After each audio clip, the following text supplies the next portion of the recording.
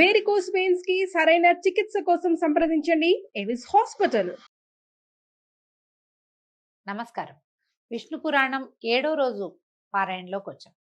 ఈ పురాణంలో ఇప్పుడు ఏం చెప్తున్నారు? అనంతుడి గురించి చెప్తున్నారు. ఈయనేమిటి, పాతాళ లోకంలో ఉండి తన పడగల మీద భూదేవిని మోస్తూ ఉంటాడు. అనంత శక్తిమయుడుగా కనపడతాడు. ఆయనను గురించి చెప్తున్నారనమాట. సకల నదీనద సముద్ర పర్యంత సహితము చరాచర జంతు సంయుతము 70 కోట్ల యోజనాల విస్తారము అయిన భూమండలాన్ని శిరస్సు మీద పూదండలాగా భరిస్తూ ఉంటాడట అనంతుడు. ఇంత శక్తి అనంతుడికి కలిగిందంటే అది సాక్షాత్తు విష్ణు ప్రభావ శక్తే అతనిలో ఉన్నట్లుగా చెప్పుకోవాలి. పుష్పసుగంధులైన నాగకన్యలు ఆ అనంతునకు చందనపు పూత పూస్తూ ఉన్నప్పుడు ఆ సుగంధ వాయువులు లోకరంజనమై ఎల్లెడలా వ్యాపిస్తూ ఉంటాయి. ప్రపంచంలో సుగంధాలు వీచే గాలులన్నీ కూడా చందని మన అనంతుడికి చేయబడుతున్నటువంటి చందన చర్చ సుమా అని చెప్తోంది విష్ణు పురాణం. అయితే గర్గుడు ఆ అనంతుని గురువుగా సేవించి జ్యోతిషాస్త్ర పద్ధతులను శకున శాస్త్ర విషయాలను నేర్చుకున్నాడట.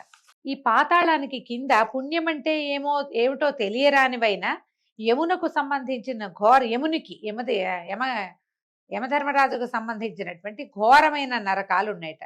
అవి చాలా రకాలుగా ఉంటాయి. రౌరవము, సూకరము, రోదనము, తాళము, మహాజ్వాలము, తప్తకుంభము, అసిపత్రము మొదలైనవట.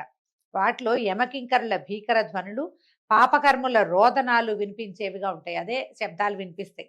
పక్షపాతంతో ధర్మానికి విరుద్ధంగా కూడా సాక్ష్యం చెప్పే దుర్బుద్ధులు రౌరవానికి వెళ్తారు. రౌరవం అనే నరకంలో ఉంటారట. గురువును, ఆవును, పసిపాపను హింసించిన వారు, సంహరించిన వారు రోధమనే నరకానికి చేరతారు. మద్యపానము, బంగారం దొంగిలించడము, బ్రాహ్మణ హత్య, భ్రూణ హత్య చేసిన వాళ్ళు, వాళ్లతో స్నేహం చేసిన వాళ్ళు సూకర నరకాన్ని చేరతారు. గురు భార్యని కూడినవాడు, ప్రభువును వైశ్యుని చంపినవాడు, రాజద్రవ్యం అపహరించినవాడు తప్తకుంభ నరకవాసి అవుతాడు. కూతురిని, కోడలిని చెడు దృష్టితో చూసినవాడు, గురువులకు అపకారం చేసినవాడు మహాజ్వాల నరకంలో పడతారు.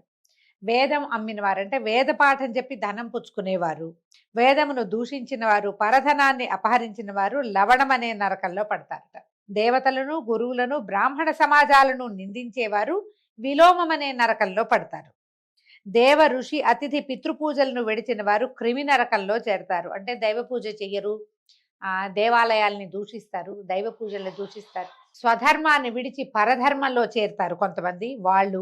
తర్వాత ఋషి పూజను చేయని వాళ్ళు. ఋషి పూజను చేయని వాళ్ళలో ఇది మనకి ఇప్పుడు ఋషులు ఎవరు కనపడతారండి? మనకి కనపడే ఋషులు ఎవరంటే ఏదో కాస్త మనలాగా మంచి వాక్యాలు చెప్పే వాళ్ళని అనుకుందాం. వీళ్ళని ఋషులు అనడానికి ప్రవచనకర్తల్ని ఋషులు అనకూడదు. కానీ ప్రవచనం దేని నుంచి చెప్పబడుతుందో ఇవి మనకి ఋషి వాక్యాలు. ఏమిటి? గ్రంథాలు, పురాణాలని తప్పుదోవ పట్టించడము, వాటికి తప్పు అర్థాలు చెప్పటము, విపరీత అర్థాలు తీయటము, ప్రశ్నించటము, పురాణాది విషయకంగా తర్కానికి దిగటము, ఇవన్నీ కూడా పాపాల్లోకే వస్తాయండి.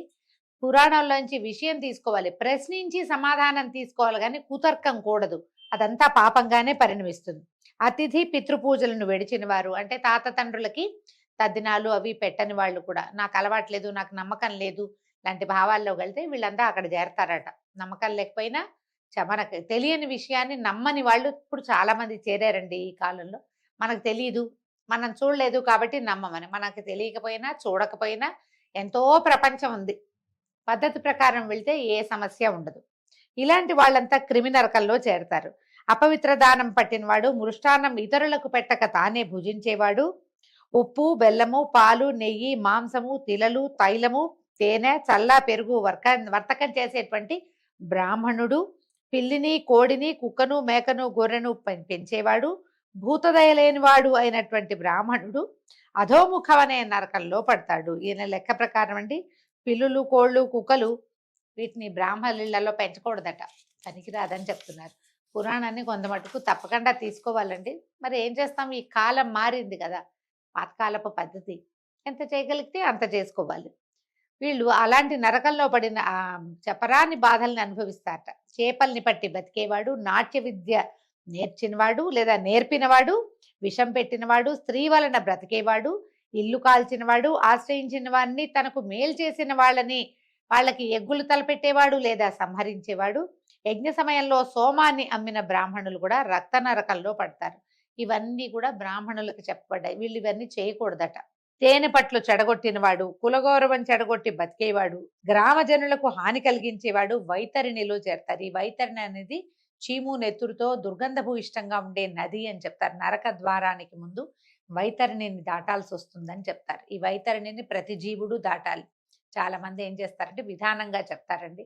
దశ దానాలు చేయాలి, అందులో ప్రత్యక్ష గోదానం చేస్తే ఆ ఆవు తోక పట్టుకుని జీవుడు వైతరిణిని సులువుగా దాటేస్తాడట. అందులో మునగక్కర్ల, ఆవుతో పాటు వెళ్ళిపోతాడు. అందుకని పెద్దవాళ్ళు దశదానాలు చేయాలని, ప్రత్యక్ష గోదానం విశేషంగా మంచిదని చెప్తారు. ఈ కాలంలో ఏంటంటే తమ సంతానం మీద నమ్మకం లేకపోతే వాళ్ళకి అవకాశం లేదని భావించో, మనం జీవించి ఉండగానే గోదానం చేసుకుందామని భావించి పెద్దవాళ్ళు చాలా మంది ఇవాళ రేపు గోదానం చేస్తున్న వాళ్ళు కనపడతారు. ఆ గోవు వల్ల తమ నరక ద్వారాలని సులువుగా తరిస్తామని నమ్ముతారు. గొర్రెలను పెంచి చంపి వాటి మాంసం అమ్మి జీవించేవాడు, వేటాడి సాధు జంతువులు సంహరించేవాళ్ళు కూడా అగ్నిజ్వాల నరకంలో పడతారు. వ్రతలోపం చేసిన వాళ్ళు, తన కులాచారాన్ని విడిచినవాడు, వంట వండి ముందు తానే భుజించిన వాడు సందంశం అనే నరకంలో కింకర శిక్షలు అనుభవిస్తారట.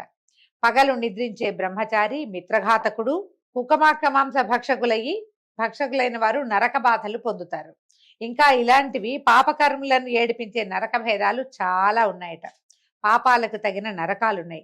హెచ్చు తక్కువ లేక పాపాత్ములందరికీ అక్కడ శిక్షలు పడుతూ ఉంటాయి. నరకంలో ఉన్నవారు దేవతలను తలెత్తి చూడలేరు. అలాగే దేవతలు కూడా ఆ పాపులను తలలు వంచుకుని అసహ్యంగా చూస్తారట. తలంచి చూస్తారు. తలంచి అంటే చూడరని అర్థం. ఇంకా పుణ్యాత్ములు స్వర్గానికి వెళ్ళి సుఖంగా జీవిస్తున్నట్టుగా పాపాత్ములు నరకానికి వెళ్ళి కష్టాలు చుట్టుకొని ఏడుస్తూ ఉంటారు. దీనంతటికీ సారాన్ని చెప్తున్నారు చూడండి. మనసుకి సంతోషం కలగటం స్వర్గం, దుఃఖం కలగటం నరకం. మేలు స్వర్గం, కీడు నరకం. ఇంతే. ఏదో మనుషుల వల్ల 1,00,000 అవుతూ ఉంటాయి తప్పులు పొరపాట్లు. ఈ చేసిన పాపాలకి తగిన ప్రాయశ్చిత్త కర్మ చేయని వారు నరకయాతనలు అనుభవించక తప్పదు.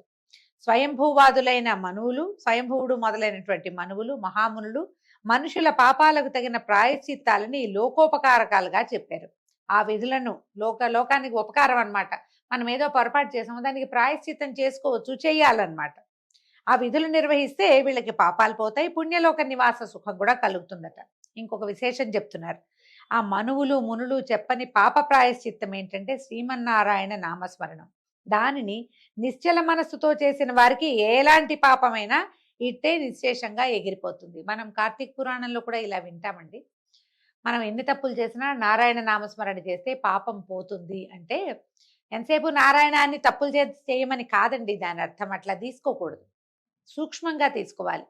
మీరు ఒక పొరపాటు జరిగింది, ఏదో జరిగిపోయింది, కొంత వయసు వచ్చాకైనా జ్ఞానం కలిగి తప్పులు మానేసి నారాయణ నామస్మరణ చేస్తే గనక ఇక తప్పు చేయకూడదు. మళ్ళీ చేస్తే ఇదే అమెండ్మెంట్ అక్కడ అవుతుందని పొరపాటును కూడా అనుకోదు. ఆ పురాణం అట్లా చెప్పటం లేదు. ఈ వాక్యాలు వినేసరికల్లా మనం ఎన్ని పాపాలు చేసినా నారాయణ అంటే పోతుందా అని కుతర్కం చేస్తాం మనం. ఇక పాపం చేయనని ఒట్టు పెట్టుకుని నారాయణుడి మీద అప్పుడు నారాయణ నామస్మరణ చేసుకోవాలి. ఆ తర్వాత ఇంకా చేయకూడదు. మనం పురాణ గాథల్లో ఎలా వింటామంటే అంత్యంలో నారాయణ నామస్మరణ చేశాడు అంటే ఆ తర్వాత ఇంకా వాడు జీవించలేడు ఏ తప్పైనా చేయటానికి.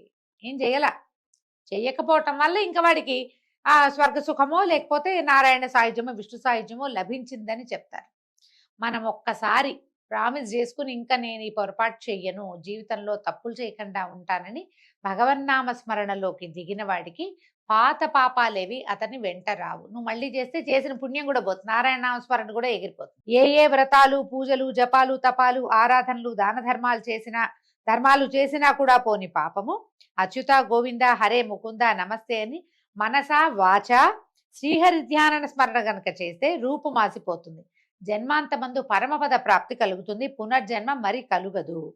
వాసుదేవనామం భక్తి బీజం. దానిని నిశ్చల మనస్కుడై రేయింబవళ్ళు భజించేవాడు విష్ణులోక వాసుడవుతాడు గాని నరకము చేరడు, చూడడు కూడా. వాడికి ఏ పాపం కూడా అంటదట. కోపం పాపానికి, శాంతమేమో పుణ్యానికి మూలాలు. దుఃఖము సుఖము వాటి వల్లే కలుగుతాయి. ఈ పాపాన్ని రూపమాపి సుఖాన్ని కలిగించేదే జ్ఞానం.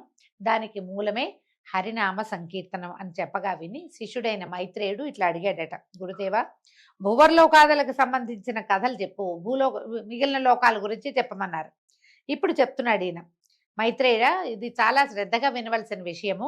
సూర్యచంద్రుల కాంతులతోటి కళకళ్లాడుతూ సాగర కుల పర్వత ద్వీపాలతో ఒప్పుతోంది భూమి. ఈ భూమి ఎంత విరివి కలదో గగనం కూడా అంతే పరిమాణం. అంటే భూమి ఎంత పెద్దదో ఆకాశం కూడా అంత ఉంటుందట. ఈ రెండిటికి హద్దులు లేవు. లోకాలు ఎంత పెద్దవో చెప్తున్నారండి. భూమండలానికి 1,00,000 యోజనాల పైన ఉంటుంది సూర్యమండలం. అలాగే చంద్రమండలం కూడా అంత దూరంలోనే ఉంటుంది.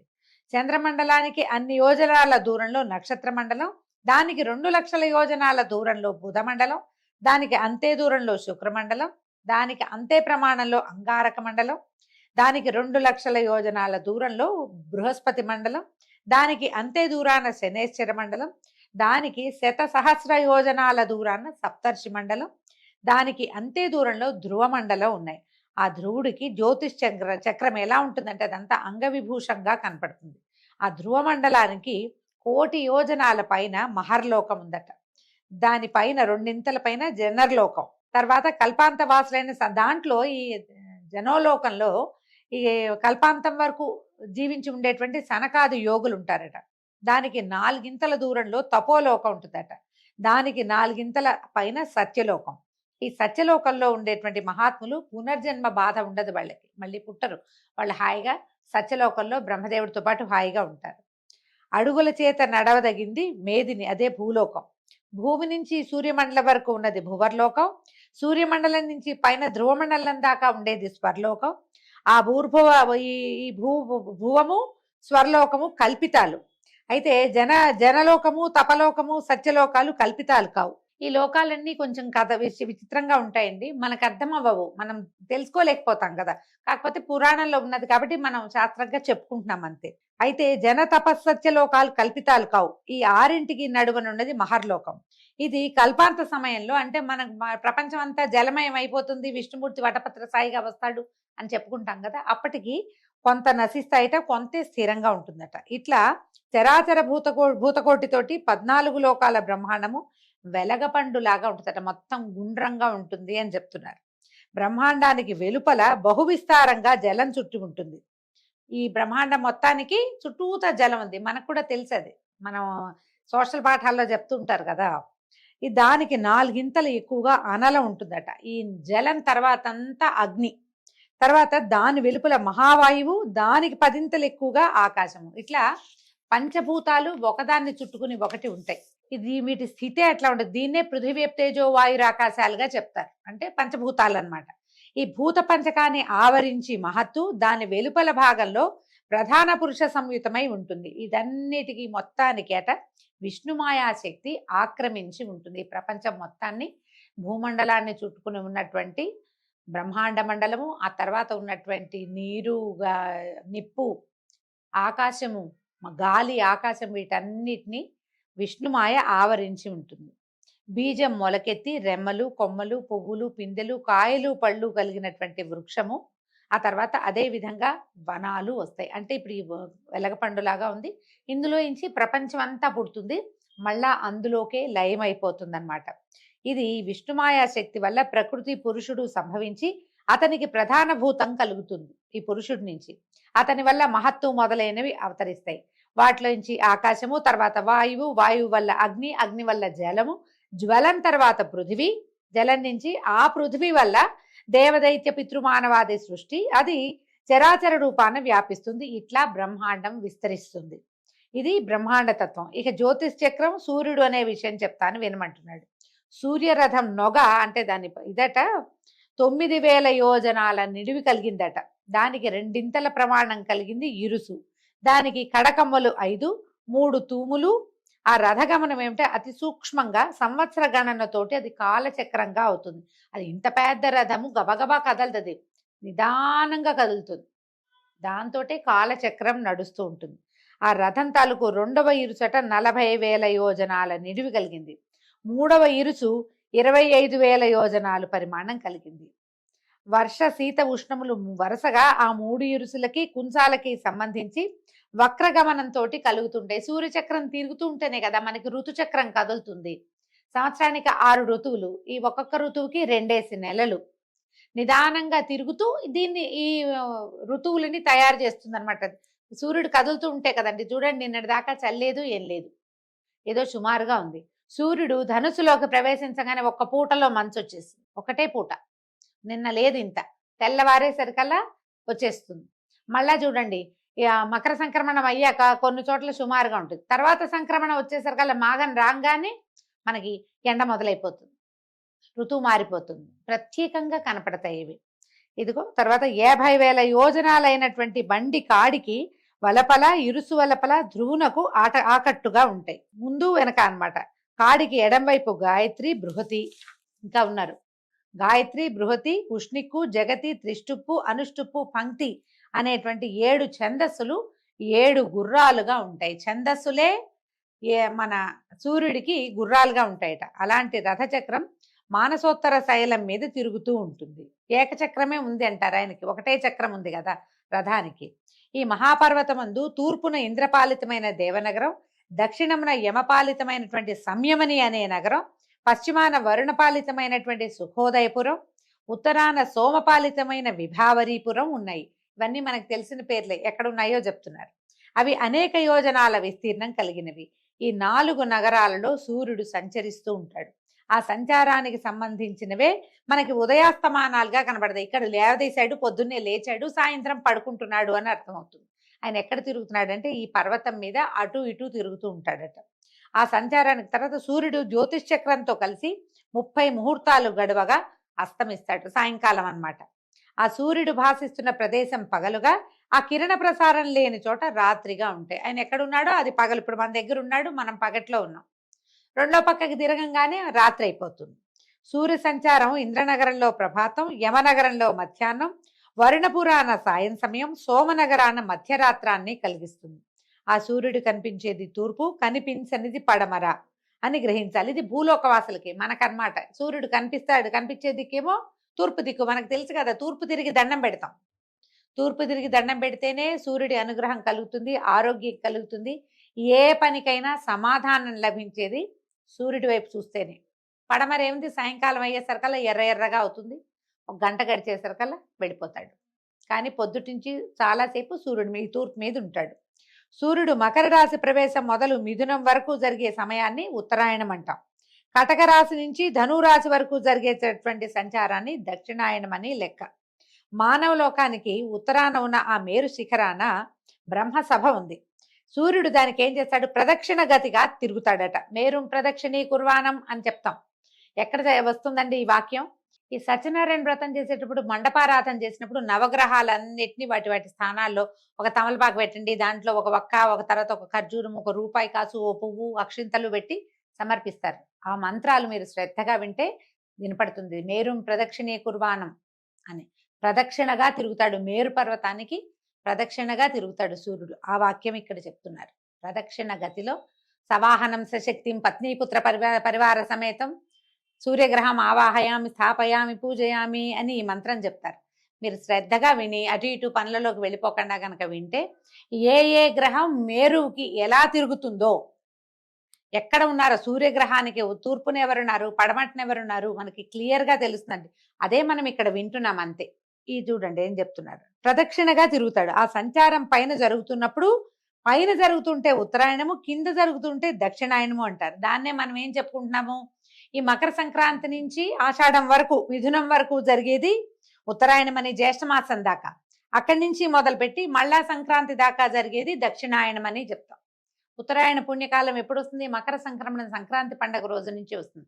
సూర్యుడి యొక్క కదలికల్ని బట్టే ఇవి మనకి క్లియర్గా కనపడతాయి. 6 నెలలు దేవతల నిద్రాకాలము, 6 నెలలు దేవతల మెలకు కాలము అని చెప్పబడేది సూర్య గతి వల్లే కుదురుతుంది. అది మళ్ళా ఇందులో ఇంకో లెక్క ఉందండి. ఈ ఉత్తరాయణానికి పగళ్ళు ఎక్కువ, రాత్రులు తక్కువ.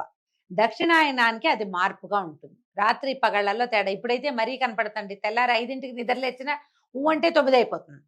సాయంత్రం 4 నుంచి ఇక సమయమే గడవదు. సమయం గడిచినట్టు ఉండదు. పగలైపోయి రాత్రిలోకి ప్రవేశిస్తుంది. ఆ రాత్రి గడిచినట్టుగా ఉండదన్నమాట. సూర్యుడు మేషరాశి తులారాశుల్లో ఉన్నప్పుడు వాటికి విషువత్ పుణ్యకాలములని వ్యవహారం. ఆ కాలంలో పగలు రాత్రి సమానంగా ఉంటాయి. అయితే అహోరాత్రముల 30 ముహూర్తాలను 12 రాశులను ప్రవర్తించడం కనపడుతుంది. ఒక్కొక్క రాశి యందు 2 నక్షత్రాలు, ఒక్కొక్క పాదం లెక్కన 27 నక్షత్రాల్లోనూ సక్రమంగా ప్రవర్తిస్తాడు. ఈ 2 చోట్ల విషువత్ పుణ్య కాలాల్లో మాత్రమే అన్నమాట. అది ఎప్పుడు మేషరాశిలోను, తులారాశిలో. తుల అంటే ఏంది మనకి క్లియర్గా కనపడేది కార్తీక మాసంలో సగభాగం. అప్పుడేం ఉండదు, అప్పుడంతా ఈవెన్గా ఉంటుంది. ఉత్తరాయణంలో సూర్యుడు పగలు 13:30 నక్షత్రాలను 18 ముహూర్తాల్లోనూ సంచరిస్తాడు. రాత్రి శీఘ్రగమనుడై అన్ని నక్షత్రాల్లోనూ 18 ముహూర్తాలకే అస్తమించేస్తాడు. ఈ చక్ర సంచారాన్ని అనుసరించి అహోరాత్రాలు సమాన అధిక హీనములుగా అవుతూ ఉంటాయి.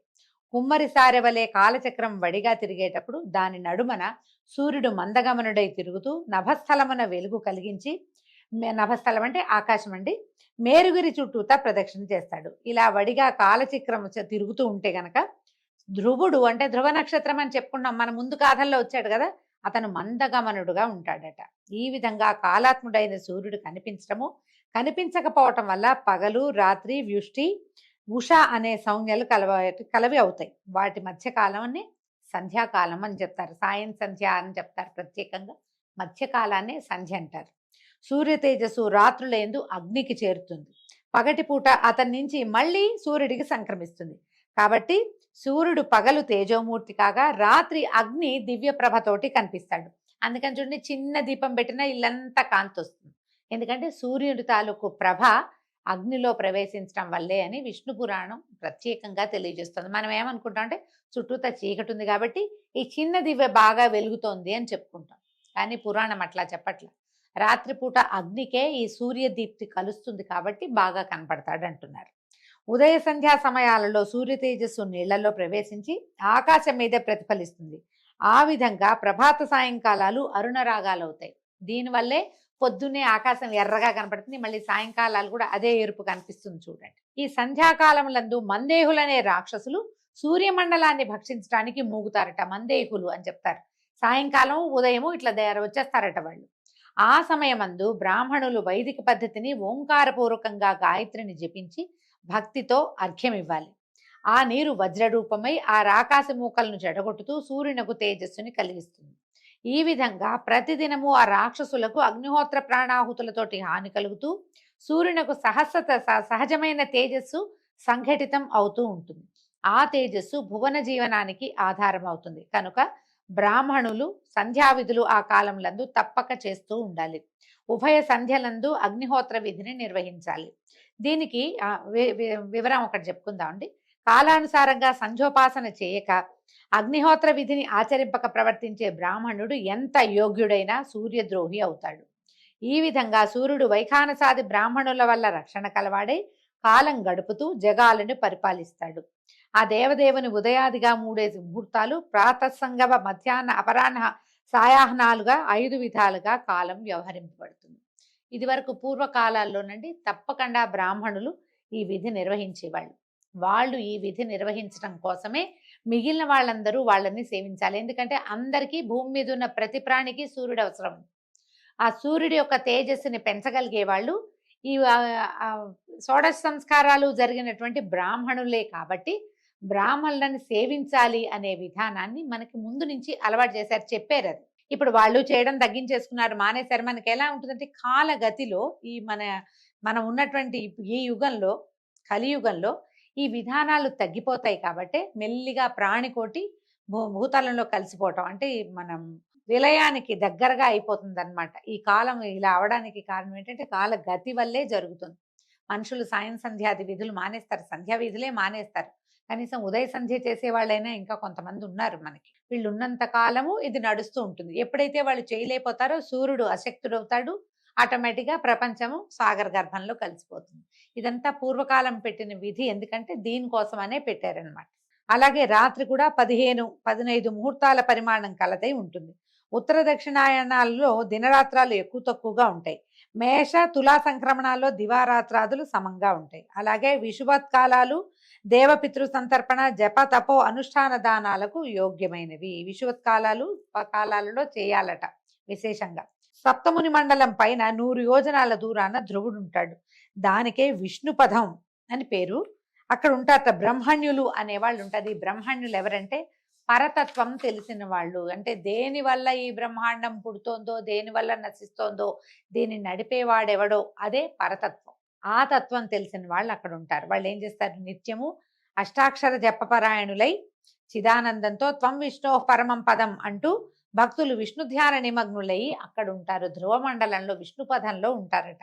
ఆ విష్ణు పదమునందు విష్ణు పాదము నుంచి భువన పావని అయిన గంగ ఉద్భవించి శివ జటాజూటాన్ని అలంకరించి సప్తముని మండలాన్ని పావనం చేసింది.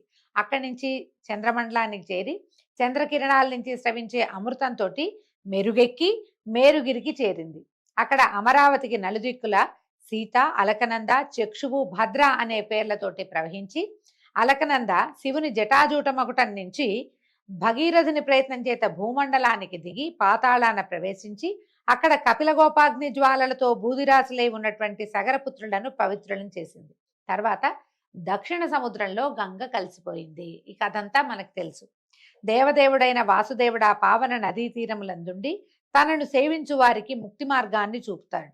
ఆ దేవదేవునితోనే లక్ష్మీదేవి ఉంటుందని వేరే చెప్పక్కర్లేదు కదా. గంగకు వెళ్ళి అక్కడ సముచిత కర్మగతితోటి పితృతర్పణంగా తిలోదకాలు, పిండదానాలు భక్తితో ఒక మారు చేస్తే ఆ చేసిన వాని వంశం తరతరాలుగా పావనమవుతుంది. ద్వీపాంతరాల్లోనూ దేశాంతరాల్లోనూ ఉన్నవారైనా ఒక్కసారైనా మనసారా భక్తితో గంగని గనక స్మరించినట్లయితే 3 జన్మల్లో చేసిన పాపాలు తుడిచిపెట్టుకుపోతాయి. ప్రభాత కాలంలో గంగానది గంగానది గంగానది అని గంగానామస్మరణ చేస్తే శుభాలు కలుగుతాయి. పొద్దున్నే అన్నమాట, పొద్దున్నే గంగానామస్మరణ చేయండి, చాలా మంచిది అని చెప్తారు. మనకి కార్తీక స్నానాలప్పుడు చెప్తారండి, మన ఇంట్లో బకెట్లో నీళ్ళతో మగ్గెత్తు నెత్తి మీద పోసుకున్నా హరగంగే హరగంగే అనుకోండి, అప్పుడు ఈ నీళ్లు గంగతో సమానం అవుతాయి అంటారు. మొత్తం సంవత్సర కాలం అంతా ఉదయకాలంలో స్నానం చేసేటప్పుడు గంగా నదిని తలుచుకుంటే పవిత్రులమవుతాము. తర్వాత ఏమైనా పాపం చేయొచ్చా అలాంటి కుశంకలు మాత్రం అడగబోకండి. ఇది చెప్పబడిన వాక్యం అంతే. ఇప్పుడు మనం ఏదైనా ఒక మంచి మాట మాట్లాడామనుకోండి, చెడు చేసేటప్పుడు అది జ్ఞాపకం రావాలి. మనం పొద్దున ఇంత మంచి పని చేసాం, పొద్దునే గంగా నదిని తలుచుకుని పవిత్రులమయ్యాము, ఈ పాడు పని ఎందుకు చేయాలి అన్న ప్రశ్న రావాలి. మనకి తర్కం ఎక్కడ ఉండాలి అక్కడ ఉండాలి. తర్కం ఉండాల్సింది మనని మనం ప్రశ్నించుకునేటప్పుడు తర్కం, అప్పుడు లాజిక్. మనం ఎవరినైనా ప్రశ్నించేటప్పుడు బోల్డ్ అన్ని కుతర్కాలు వస్తాయి. మనకి సొంతానికి ప్రశ్నలు అసలు ఉండనే ఉండవు. మనం ఏది చేస్తే అదే కరెక్ట్ అనిపిస్తుంది. ఆ విధానమే మార్చుకోవాలి. మనం ఇలాంటివి వినేటప్పుడు ఏంటంటే ఇందులో కుతర్కానికి తావివ్వద్దు. చెప్పబడిన విధానంగా జీవించగలమేమో చూసి ప్రయత్నం చేయాలంతే. ఈ విధంగా లోకపావని అయిన గంగానదికి జన్మస్థానమైన విష్ణుపదమునందు ఆకాశమంతా తానే అయి హరిని ఆత్మలో ధ్యానిస్తూ శింశుమార ప్రజాపతి మకర రూపంతో ఉంటాడు. ఆ మకర పుచ్చమునందే ధ్రువుడు ఉంటాడు. శింశుమారం అంటే పైనుంచి మనకి చిన్న మొసలి పిల్లట, ఆ స్వరూపంలోనే ఉంటాడట ఆయన. ఈ శింశుమార చక్రం సూర్యచంద్రాది గ్రహాలను నక్షత్రాలను తిప్పుతూ తాను కూడా తిరుగుతుంది. అది ఇట్లా గుండ్రంగా తిరుగుతుందట. నాసా వాళ్ళు ఇలాంటి ఒక పిక్చర్ తీశారని ఆ మధ్య వచ్చిందండి. అది ఎట్లా ఉందంటే ఒక మొసలి పిల్లలాగా దాని మూతి పొడవుగా, తోక ఇట్లా. బ్రహ్మాండ పురుషుడు ఈ స్వరూపంలో ఉంటాడని చెప్తారు. అయితే సూర్యచంద్రాదులు వాయునాళాల చేత ధ్రువుని యందు దృఢంగా కలిసి ఉంటారట. ఆ శింశుమారుడు హరిని గూర్చి తపస్సు చేసి జ్యోతిష్ చక్రంలో ఉంటాడు. ఆ విధంగానే ధ్రువుడు తపస్సు చేసి ఆ శింశుమారం యొక్క అంటే ఈ మొసలి యొక్క తోకలో ఉన్నాడట, తోక భాగం దగ్గర ఉంటాడు అతను. ఈ విధంగా మహావిష్ణువు శింశుమార చక్రానికి ఆధారం అయ్యాడు. శింశుమారుడు ధ్రువుని చేతికి ఆధారం అవుతాడు. సూర్యునకు ఆధారం ధ్రువుడు. సూర్యుడు దేవాసుర మానవ లోకాలకు ఆధారమయ్యి సమస్త భూతకోటికి అన్నపానాదుల చేత సంతృప్తి కలిగిస్తున్నాడు. ఎట్లా సూర్యుడు మన అన్నపానాదులకి ఆధారం అయ్యాడో రేపు ఉదయం తెలుసుకుందామండి. అంతవరకు సెలవు. నమస్కారం.